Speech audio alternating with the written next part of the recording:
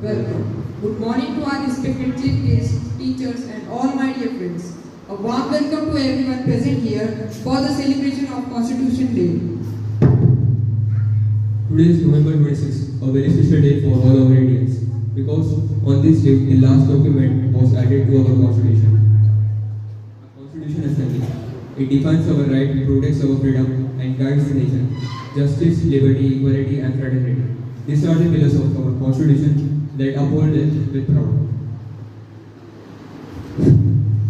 भीमराव की चली लेखनी दूर हुआ अंधियारा है, भीमराव की चली लेखनी दूर हुआ अंधियारा है, सबसे न्यारा सबसे प्यारा, सबसे न्यारा सबसे प्यारा संविधान हमारा है, संविधान हमारा है.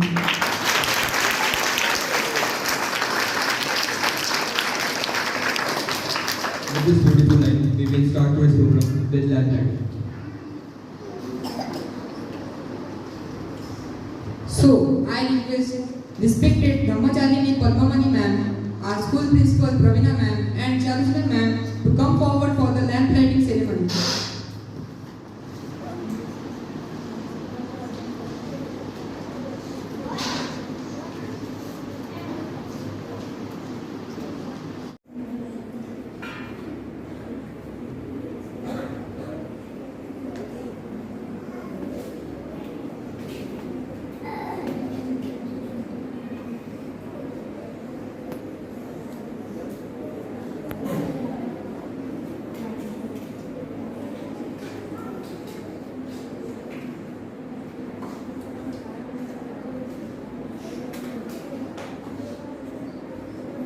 If you like a land for someone else, it will also guide your own path.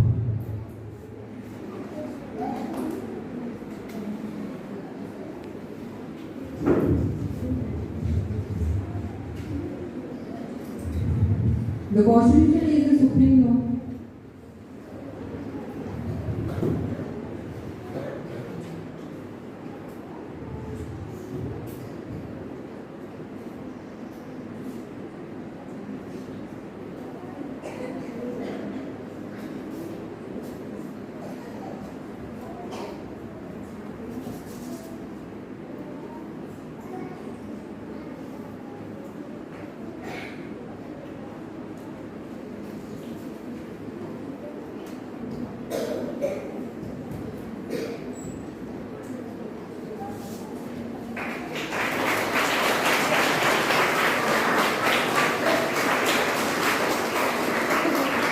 Is the supreme law of the land adopted on November 26, 1949 and enacted on January 26, 1950. It was drafted by the Constituent Assembly with Dr. Babasaheb Ramji Ambedkar as the chairman of the drafting committee. The Constitution of India is the supreme legal document of the India and the longest written national constitution in the world. The Constitution is not just a book of law. It is a vision, a promise, and a commitment of justice, liberty, equality, and fraternity. Now, I respectfully invite our Chancellor ma'am to come forward and share more information about Constitution. खालील कोणत्याही बालकाला कोणत्याही कारखान्यात किंवा एखाद्या खाणीमध्ये काम करण्यासाठी ठेवले असता त्याला दंड होऊ शकतो. अशा प्रकारे आपण आपले भारताचे संविधान अभ्यासले पाहिजे आणि ते आपल्या भविष्यासाठी आवश्यक आहे. संविधान आणि डॉक्टर बाबासाहेब आंबेडकर हे एकाच नाण्याचे दोन बाजू आहेत.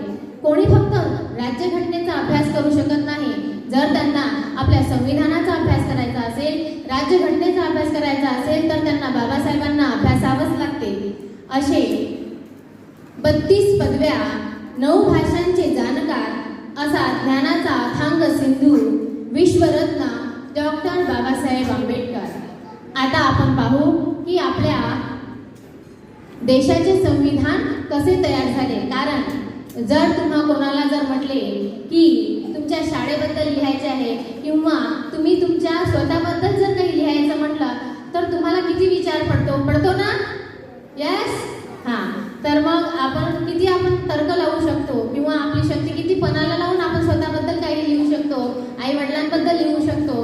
तसंच जेव्हा बाबासाहेबांवर पूर्ण जबाबदारी आली संविधान लिहायची तर त्यांना किती परिश्रम करावे लागले, त्यांना किती त्रास सहन करावा लागला आणि किती मेहनत घ्यावी लागली याबद्दल मी थोडक्यात सांगते.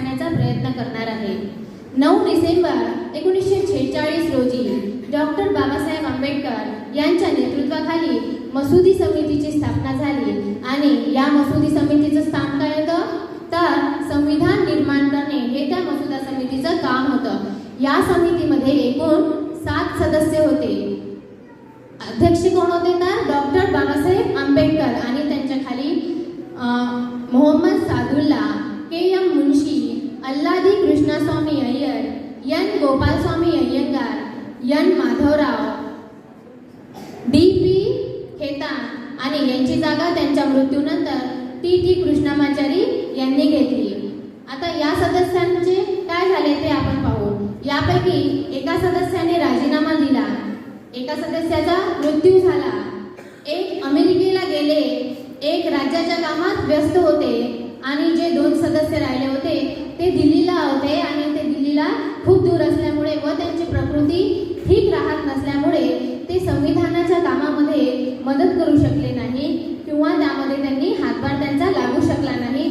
म्हणून संविधान तयार करण्याची संपूर्ण जबाबदारी ही कोणावर आली आहे? यस, डॉक्टर बाबासाहेब आंबेडकरांवर आली. आणि हे बयान कोणी केलं आहे तर संविधान सभेचे जे सदस्य होते स्वतः टी.टी. कृष्णमाचारी यांनी दिलेले होते.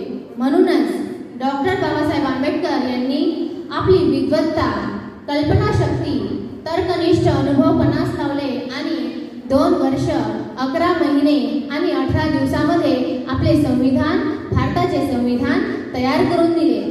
घटना तयार करताना देखील त्यांना खूप त्रास सहन करावा लागला. जसे अनेक टीकाकारांनी त्यांच्यावर आरोप केले की ते वेळेचा अपव्यय करत आहे, दिरंगाईने काम करत आहे आणि इतरही अनेक प्रश्न होते. जेव्हा संविधान सभेमध्ये त्यांची ऑपोजिट साईडला देखील त्यांच्यावर प्रतिवाद करणारे वक्ते जे होते तेही तेवढेच दिग्गज होते व त्यांच्याशी वाद प्रतिवाद करत होते, तेव्हा कोणत्याही टीकेला डॉक्टर बाबासाहेब आंबेडकर हे कसे स्पष्ट आणि सुटसुटीतपणे स्पष्टीकरण देत आणि त्यांचे उत्तर दिल्यानंतर सदस्यांच्या मनातील संदेह, गोंधळ, असंदिग्धपणाचे ढग नाहीसे होत होते. असे तर्कस्पष्ट युक्तिवाद, प्रभावी आणि सर्वांना समजणारे स्पष्टीकरण, कोणत्याही मुद्द्याला तात्काळ प्रतिसाद करून, प्रतिवाद करून वाद संपुष्टात आणण्याची हातोटी त्यांच्याशिवाय अन्य कोणत्याही सदस्यामध्ये नव्हती. असेच जेव्हा मूलभूत अधिकाराच्या विषयी चर्चा सुरू झाली तेव्हा देखील कोणीतरी असे म्हणाले की मूलभूत अधिकार हे फक्त थेरॉटिकल आहे, ते प्रॅक्टिकल नाही, प्रॅक्टिकली त्याचा काहीही उपयोग होणार नाही, ते मुळात फिक्झिबलच नाही.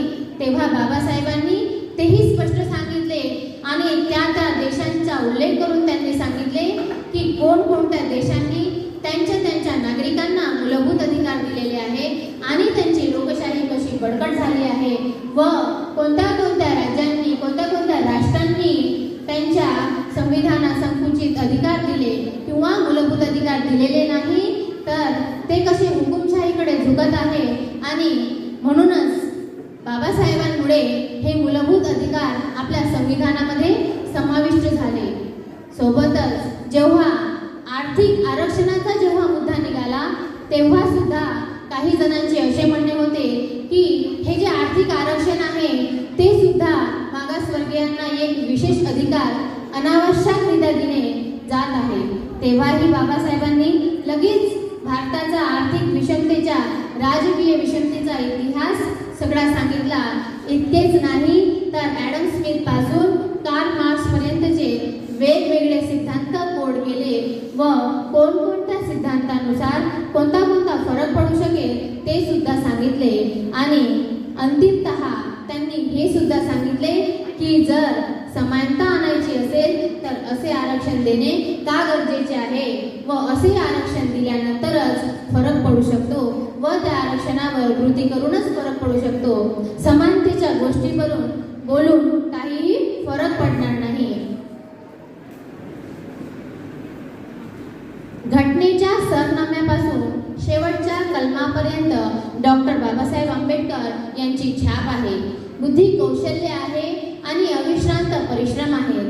त्यांच्या घटना पांडित्याचा परिपाक घटनेचे शिल्पकार या शब्दामध्ये उतरलेला आहे. भारताचे संविधान आणि डॉक्टर बाबासाहेब आंबेडकर यांच्या प्रती सन्मान व्यक्त करण्यासाठी 2 ओळी म्हणते व थांबते. रुतबा मेरे सर को तेरे संविधान से मिला है, रुतबा मेरे सर को तेरे संविधान से मिला है, ये सम्मान भी मुझे तेरे संविधान से मिला है, ये सम्मान भी मुझे तेरे संविधान से मिला है.